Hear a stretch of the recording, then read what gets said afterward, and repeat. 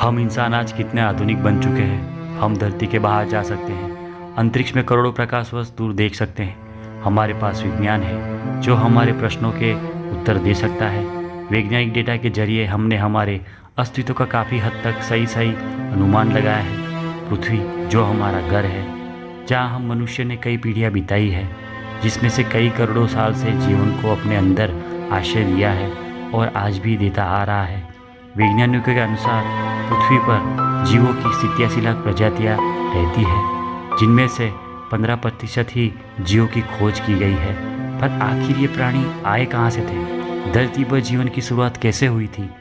इसे जानने के लिए हमें समय में पीछे जाना होगा। उस समय पर जब धरती अपने शुरुआती अवस्था में थी, तो आइए चलते हैं आज से करीब 4.5 अरब साल पीछे।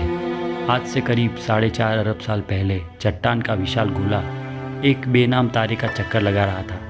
इसका सतह पिघली हुई लावा से बना हुआ था और इस पर जीवन का नामो निशान तक नहीं था। इस वक्त पृथ्वी पर लगातार आसमान से छोटी छोटी चट्टानों की बरसात हो रही थी। काफ़ी लंबे समय तक यह प्रक्रिया होती रही। इसके बाद चट्टान के विशाल गोले ने एक ग्रह का रूप ले लिया। साथ ही इस ग्रह ने अपना चांद भी बना लिया। यह वही ग्रह है जहाँ आज हम सब रहते हैं। इस वक्त पृथ्वी का तापमान बहुत ही अधिक था। काफ़ी लंबे समय बाद हमारे ग्रह का तापमान थोड़ा सा ठंडा हुआ और इसी तरह एक ठोस सतह का निर्माण हुआ। आज से करीब 3.9 अरब साल पहले इसने फिर आग के गोलों की बारिश का सामना किया, जिसे हम कहते हैं द लेट हैवी बम्बार्डमेंट। और इस वक्त धरती पर केवल छोटे चट्टान ही नहीं, बल्कि इसके साथ साथ उल्कापिंडों की भी बारिश हो रही थी। प्रतिदिन कई हजारों की संख्या में उल्कापिंड धरती पर बरस रही थी, पर उल्कापिंड अपने साथ बहुत ही खास कुछ लेके आया था, और इसके अंदर जमी हुई बर्फ़ की क्रिस्टल्स थी, जिसने हमारे धरती पर समुद्र का निर्माण किया और साथ ही नाइट्रोजन लेके आया। पर धरती अभी भी बेजान थी।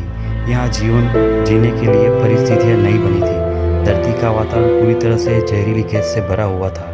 यहाँ वायुमंडल में ऑक्सीजन था ही नहीं और धरती चारों तरफ से समुद्र से घिरी हुई थी। पर अब यहाँ परिस्थितियाँ बदलने वाली थी। करीब 3.8 अरब साल पहले हमारी धरती पर फिर से उल्कापिंड की बारिश हुई। पर अब की बार यह पिंड पानी ही नहीं लाए थे, पर अब की बार अनमोल चीज़ लेके आए थे जो धरती को जीवन देने वाला था। यह पिंड अपने साथ मिनरल्स लेके आए थे, साथ ही कार्बन, प्रोटीन, एमिनो एसिड का अंतरिक्ष से समुद्र की गहराई तक परिवहन किया। परंतु यहाँ समुद्र की गहराई जो तापमान बहुत ही कम था, यहाँ समुद्र की रोशनी पहुँच ही नहीं सकती थी। लेकिन यहाँ समुद्र की गहराई में भी छोटे छोटे प्राकृतिक चिमनीज थे जो पानी को गहराई में गर्म रख रहे थे, और यहीं पर जीवन का पहला बीज पनपा। हम यह नहीं जानते हैं कि ऐसा कैसे हुआ, पर लेकिन किसी भी प्रकार से यहीं उन सारे मिनरल्स और केमिकल्स ने आपस में अभिक्रिया करके जीवन का बीज बोया, और यहाँ जन्म हुआ पहले एक कोशीय जीवों का। यह एक प्रकार के बैक्टीरिया थे। यह बैक्टीरिया समुद्र में बहुत ही तेज़ी से बढ़ने लगे और यह पानी में पूरी तरह से सूक्ष्म एक कोशीय जीवों से भर गए थे। कई करोड़ साल बाद, यानी आज से करीब 3.5 अरब साल पहले, समुद्र के अंदर इन बैक्टीरियाओं की संख्या इतनी बढ़ गई थी कि ये आपस में जुड़कर इस प्रकार के पत्थरों जैसी संरचनाओं में बदल गए थे, जिसे कहते हैं स्ट्रोमेटालाइट्स। ये एक ऐसी चट्टान अपने आप में बैक्टीरियाओं की बस्ती थी। ये बैक्टीरिया सूरज की रोशनी को भोजन में बदलते थे, और इसी प्रक्रिया को हम बेहतर रूप से जानते हैं प्रकाश संश्लेषण के नाम से। इसी प्रक्रिया में एक उत्पाद, एक बाय प्रोडक्ट को निकालते थे, एक गैस ऑक्सीजन। इन सूक्ष्म जीवों ने धरती पर एक सबसे अनमोल चीज़ का निर्माण किया, जो धरती पर जीवन को पनपने के लिए सबसे ज़्यादा महत्वपूर्ण था, और वास्तव में इसके बिना धरती पर कोई जीवित नहीं रह पाता। करीब 2 अरब सालों तक पृथ्वी के वायुमंडल में ऑक्सीजन की मात्रा लगातार बढ़ती रही।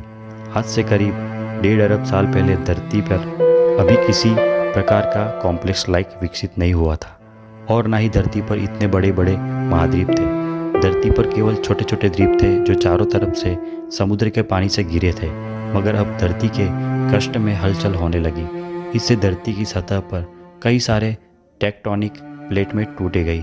फिर इन प्लेट में मूवमेंट के कारण ये सारे छोटे छोटे द्वीप एक दूसरे से जुड़ गए और एक सुपर कॉम्पिनेटी का निर्माण किया गया। इसका नाम था रोडिनिया। इस वक्त धरती का तापमान 30 डिग्री सेल्सियस था और धरती का एक दिन 18 घंटे का था। मगर अब समय के साथ यहाँ परिस्थितियां बदलने वाली थी। आज से करीब 75 करोड़ साल पहले धरती की रूपरेखा बदल रही थी। धरती का सुपर कॉन्टिनेंट अब 2 भागों में टूट गया और धरती के नीचे का लावा ज्वालामुखी विस्फोट के साथ धरती के सतह पर निकलने लगा। इन विस्फोट के कारण धरती पर कार्बन डाइऑक्साइड की मात्रा बढ़ गई। अब धरती का आसमान इन कार्बन डाइऑक्साइड के घने बादलों से घिर चुका था। इन बादलों से एसिड की बारिश होने लगी। इससे धरती के वातावरण का अधिकतर कार्बन डाइऑक्साइड धरती के चट्टानों पर कार्बन के मोटे मोटे परत के रूप में जमने लगा, जो इस बारिश के पानी के साथ बरसने लगे। इससे वायुमंडल में कार्बन डाइऑक्साइड की मात्रा में भारी कमी हो गई और धरती का वायुमंडल सूरज की गर्मी को रोकने के काबिल नहीं रहा। इससे धरती का तापमान बहुत तेज़ी से कम होने लगा और धरती पर पहले हिमयुग की शुरुआत हुई। ये आइस एज धरती का अब तक का लंबा आइस एज था, लेकिन यहाँ भी हमेशा नहीं रहने वाला था। समय के साथ साथ वायुमंडल में कार्बन डाइऑक्साइड की मात्रा फिर से बढ़ने लगी और पृथ्वी का तापमान फिर से बढ़ने लगा। इससे धरती पर जमा बर्फ धीरे धीरे पूरी तरह से पिघलने लगा और पृथ्वी फिर से सामान्य रूप में आने लगी। लेकिन उन सिंगल सेल बैक्टीरिया का क्या हुआ जो आइस एज के आने से पहले समुद्र में था? आज से करीब 54 करोड़ साल पहले अब धरती का सारा बर्फ पूरी तरह पिघल चुका था। इस वक्त समुद्र के अंदर जाने पर हमें एक नई दुनिया देखने मिलती है। ऑक्सीजन की उपलब्धता में अब वो एक कोशीय जीव कई अन्य रूपों में विकसित हो चुके थे। यहाँ चारों तरफ समुद्री पौधे, ऐसे अजीब छोटे छोटे समुद्री जीव थे, साथ ही दैत्यकार समुद्री दानव भी था, एनोमेला कैरिस। ये सब कॉम्प्लेक्स मल्टीसेल्युलर ऑर्गेनिज्म के नए प्रजाति थे जो एक कोशीय सूक्ष्मजीव से विकसित हुए थे। यह है पिकाया। ये केवल 5 सेंटीमीटर लंबे थे, लेकिन इन्होंने अपने शरीर में कुछ बेहतर ही खास विकसित कर लिया था जो आगे चलकर हमारे शरीर में एक महत्वपूर्ण अंग बनने वाला था। ये पहले जीव थे जिनके पास रीढ़ की हड्डी थी और इन्हीं से विकसित होकर यह खासियत हमें मिलने वाली थी। आज से करीब 46 करोड़ साल पहले अब धरती कुछ हद तक जानी पहचानी हो चुकी थी। धरती का सुपर कॉन्टिनेंट अब और भी कई तरह से भागों में टूट गया था, परंतु अभी यहाँ ज़मीन पर रहने वाले जीव नहीं आए थे और धरती के सतह पर पेड़ पौधे भी नहीं उगे थे। पर ऐसा क्यों हुआ था? दरअसल ऐसा सूरज से आने वाले हानिकारक अल्ट्रावायलेट किरणों की वजह से हो रहा था। पर अब धरती के वायुमंडल में एक नए परत का निर्माण हो रहा था, जिसे हम आज कहते हैं ओजोन लेयर। वायुमंडल के ऑक्सीजन सूरज के अल्ट्रावायलेट किरणों को सोख कर ओजोन गैस में बदलने के लगे थे, जिससे धरती के चारों ओर एक चादर का निर्माण किया जो हमें सूरज से रेडिएशन से आज भी बचाता है।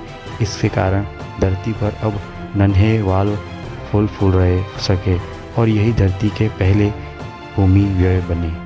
समुद्र में रहने वाली यह मछली टिकटेली, जिसने पहली बार समुद्र से बाहर आने का निर्णय लिया, इसने अपने फिन्स का इस्तेमाल पैरों के रूप में किया और समय के साथ यह ज़मीन पर रहने लगा, जिससे इसके अंग अब विकसित बन चुके थे। करीब 1.5 करोड़ के विकासक्रम के बाद यह जानवर पूरी तरह से ज़मीन पर रहने लायक बन चुके थे और इन्हें कहा जाता था टेट्रापॉड्स। आज से करीब 36 करोड़ साल पहले ये टेट्रापॉड्स पूरी तरह से विकसित हो चुके थे और अब ये पूरी तरह ज़मीन पर रहने वाले जीव बन गए।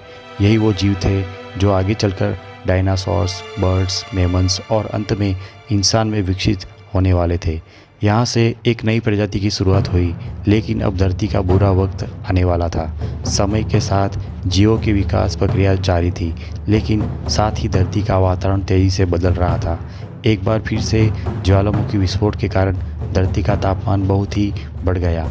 इससे धरती पर बहुत बड़ा अकाल पड़ गया। इस अकाल में लगभग सारे पेड़ पौधे सूख गए और धरती पर कुल 95% प्रजाति साफ हो गई। इस अकाल में कुछ जीव ही जिंदा बच पाए, जिन्होंने जिंदा रहने के लिए कुछ भी खाना शुरू कर दिया और गर्मी से बचने के लिए ज़मीन के अंदर रहने लगे। पर समय के साथ साथ फिर से परिस्थितियों में सुधार आया। पृथ्वी का वातावरण फिर से सामान्य बन गया।